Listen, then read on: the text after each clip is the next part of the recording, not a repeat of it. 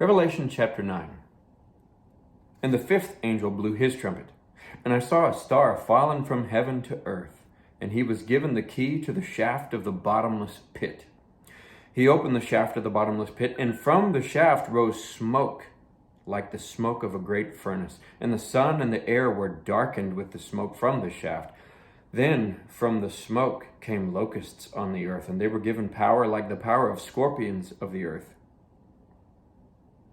They were told not to harm the grass of the earth or any green plant or any tree, but only those people who do not have the seal of God on their foreheads. They were allowed to torment them for 5 months, but not to kill them. And their torment was like the torment of a scorpion when it stings someone. And in those days, people will seek death and will not find it. They will long to die, but death will flee from them. In appearance, the locusts were like horses prepared for battle. On their heads were what looked like crowns of gold. Their faces were like human faces, their hair like women's hair, and their teeth like lions' teeth. They had breastplates like breastplates of iron, and the noise of their wings was like the noise of many chariots with horses rushing into battle. They have tails and stings like scorpions, and their power to hurt people for 5 months is in their tails.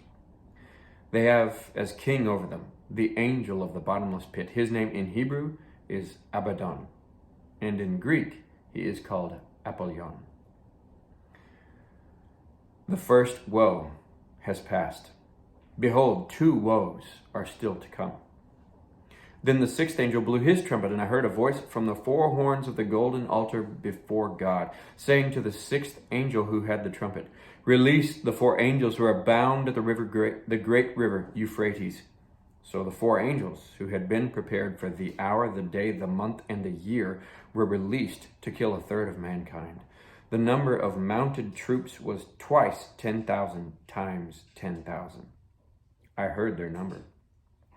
And this is how I saw the horses in my vision and those who rode them. They wore breastplates, the color of fire and of sapphire and of sulfur. And the heads of the horses were like lions' heads, and fire and smoke and sulfur came out of their mouths. By these 3 plagues, 1/3 of mankind was killed by the fire and smoke and sulfur coming out of their mouths. For the power of the horses is in their mouths and in their tails, for their tails are like serpents with heads, and by means of them they wound. The rest of mankind, who were not killed by these plagues, did not repent of the works of their hands, nor give up worshiping demons and idols of gold and silver and bronze and stone and wood, which cannot see or hear or walk.